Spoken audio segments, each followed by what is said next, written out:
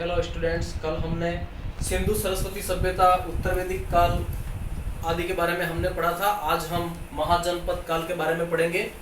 महाजनपद काल ये 325 से 600 ईसा पूर्व, यानी जो ये कालखंड है महाजनपद काल का, वो कोई 322 बता रहा है, कोई 200-250 बता रहा है, कोई यहाँ से लेके ये 600 ईसा पूर्व, ये महाजनपद काल का जो समय है, कालखंड है, वो बताया गया है। यानी छठी शताब्दी ईसा पूर्व में, छठी शताब्दी यानी आज से 600 साल 700 साल पहले उत्तर भारत में अनेक विस्तृत और शक्तिशाली राज्य, स्वतंत्र राज्यों की स्थापना हुई थी। कब?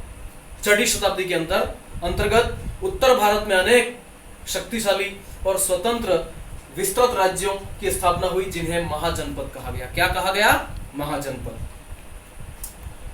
और उनको महाजनपद की संज्ञा दी गई। बौद्ध ग्रंथ जो है, बौद्ध ग्रंथ एक ये बहुत ही मोस्ट इंपॉर्टेंट प्रश्न, ये RSIS के एग्जाम में भी पूछा जाता है। अंगुत्तर निकाय के अंतर्गत बौद्ध ग्रंथ, कौन सा ग्रंथ?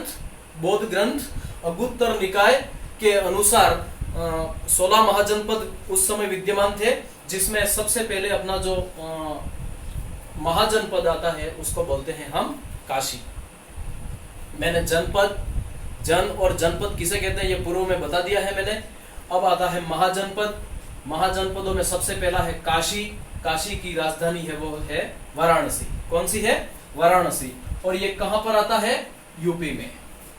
ये वाराणसी कहां पर आती है? उत्तर प्रदेश के अंदर। तो काशी की वाराणसी। फिर आती है, सेकंड है हमारी कुरु।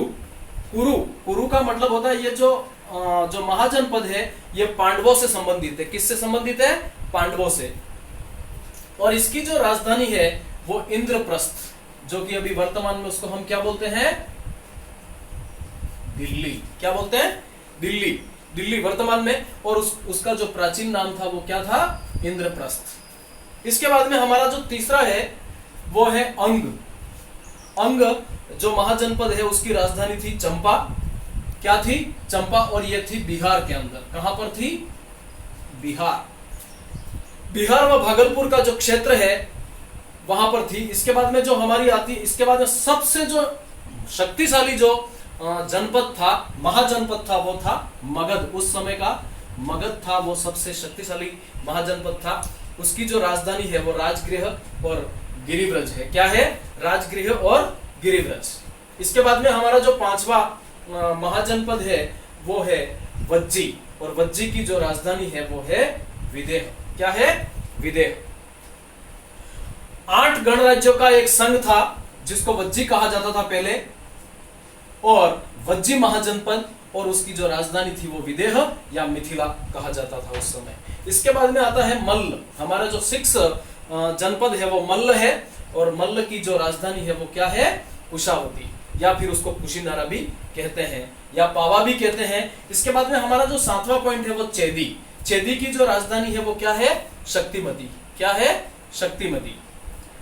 शक्तिमती। यहां पर जो शिशुपाल नाम का शासक यहां पर शासन करता था। कौन सा शासक था यहां पे? शिशुपाल। शिशुपाल नामक एक शासक यहां पर शासन करता था। इसके बाद में वत्स।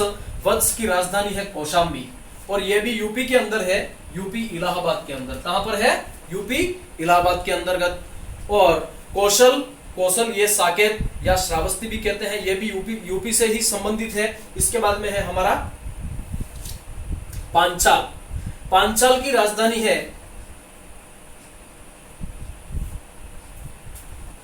कांपिल्य या विराटनगर। कौन सी है? कांपिल्य या विराटनगर। इसके बाद में उत्तरी पांचाल की राजधानी को अहिछत्रपुर कहते हैं, और दक्षिणी राजधानी को हम कांपिल्य कहते हैं। इसके बाद में आता है हमारा 11वां पॉइंट है हमारा, वो है मत्स्य। मत्स्य की राजधानी है विराटनगर। कौन सी है? विराटनगर। फिर आता है 12वां है हमारा सूरसेन। सूरसेन की मथुरा है, इसको मथुरा भी कहते हैं, सूरसेनाई भी कहते हैं। इसके बाद में 13वां है जो अशक, जिसको पोतन या पाटली कहते हैं। अवंती, ये उत्तरी अवंती की राजधानी उज्जैनी। उत्तरी अवंती की राजधानी कौन सी है? उज्जैनी। और दक्षिणी अवंती की राजधानी है माहिष्मती। और गांधार है वो तक्षशिला के अंदर, गांधार तक्षशिला। गांधार ये हमारा महाजनपद है। 15 और तक्षशिला उसकी राजधानी है। और लास्ट है हमारी कंबोज, ये राजपुर और हाटक। आज भी कंबोज, कंबोडिया, वहां जो आज भी वहां के जो लोग हैं वो आज भी हमारी भारतीय संस्कृति को मानने वाले हैं। और ये सारे जो उपयुक्त 16 महाजनपदों में भी 2 प्रकार के राज्य थे। कितने थे? 2 प्रकार के राज्य थे इसमें। कितने प्रकार के? 2 प्रकार के। 2 प्रकार के राज्य थे।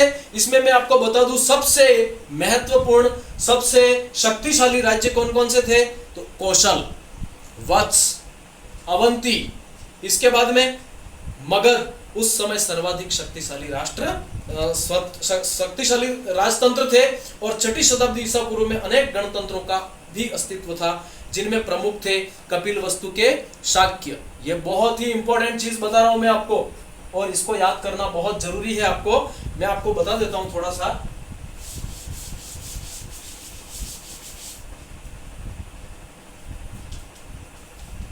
कपिल वस्तु के शाक्य। इसके बाद में है हमारा सुनसुमारगिरी। क्या है? सुनसुमारगिरी। सुनसुमारगिरी के है भाग। क्या है? भाग। तीसरा है हमारा अल्लकप।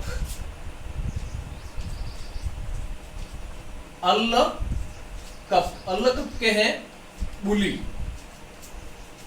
इस प्रकार से 6ठी शताब्दी ईसा पूर्व में अनेक गणतंत्रों का भी अस्तित्व था। ये गणतंत्र थे। क्या थे?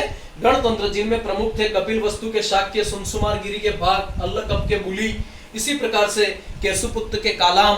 आप अपनी बुक के अंदर ये अंडरलाइन कर देना जो मैं पढ़ा रहा हूं। थोड़ी जब भी मैं पढ़ाऊं उस समय आप थोड़ी बुक भी साथ में लेकर बैठा करें, ताकि आप अंडरलाइन किया करें मैं जो बता रहा हूं, क्योंकि हर चीज लिखना भी संभव नहीं है। कुछ पॉइंट्स वगैरह जो है मैं लिखवा भी रहा हूं, मैं डाल भी रहा हूं, व्हाट्सएप भी कर रहा हूं, तो ये थोड़ा ध्यान रखना आप। इसके बाद में कुशीनारा के मल्ल, पावा के मल्ल, पिपलीवन के मौर्य, और वैशाली के लिच्छवी, और मिथिला के विदेह। आज के लिए इतना ही मैं बता रहा हूं आपको, और बाकी जो भी है राजस्थान के प्रमुख महाजनपद कौन कौन से हैं वो मैं कल आपको बताऊंगा।